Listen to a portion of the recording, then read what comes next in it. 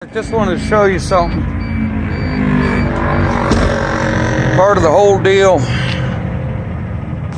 with getting out of racing, and as far as Mr. St. Hilaire is concerned, he had to go retrieve his motorhome. Big old Newell, I think it is. Just thought we'd walk around one of these things real quick. There it is, Newell. And this thing has actually got some age and miles on it. I don't know how old it is. It wouldn't surprise me if it's 10 years old. But it's a huge,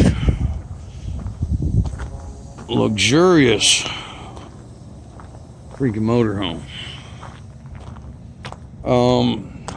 It did not go to the track every race. Nobody in particular was assigned to drive it.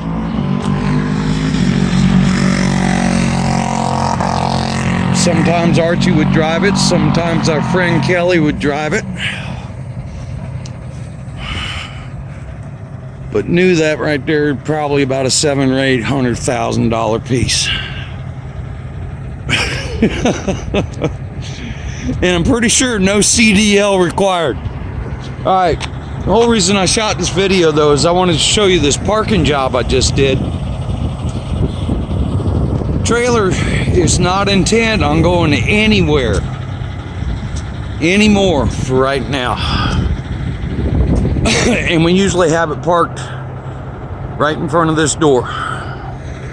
Okay? So, we've done this before. When we wrecked that one trailer, I had to put that wreck in this spot, and the big deal is you want it close to the curb, but then you also want it forward, you know, to provide plenty of access for that door. And I just wanted to describe the process here real quick before I lost all the light. So close to the curb, but I don't like having it right against the curb. And then we got another curb here. Okay, and this was not a one-shot deal. And I got my damn, here, let's turn the light off, don't need a light. Anyway, and what I ended up doing, okay, and I wanted to describe the process because a lot of people ask about the controls I have for the front and back axle. Okay, and so I've got controls, a couple of switches in the cab of the truck that I can unload or load each axle. Okay. And you can see some of the rubber marks here from getting it in here.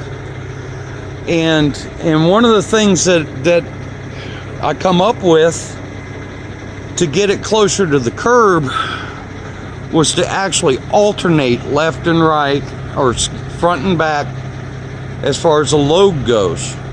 So I could if I wanted the back of the trailer closer to the curb, I unloaded that axle, made sure that that was loaded, and then I just pulled the front of the trailer to the right a little bit, and that made the back of the trailer go towards the left. Okay, once I got it about where I wanted it, I flipped the switches, loaded this axle, unloaded that axle, and anyway, I got it nice and, yeah, I wish I could elaborate more. I'm tired. I actually arrived here at the shop like 2 o'clock last night, slept till about 9:30, and I've been working ever since. I ain't even been home yet. But I wanted it nice and parallel.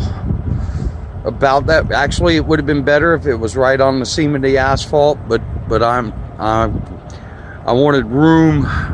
I wanted the back of the tractor not to be on the curb, so that there's no issues hooking and unhooking with different tractors. And that's about it. Talk to y'all later.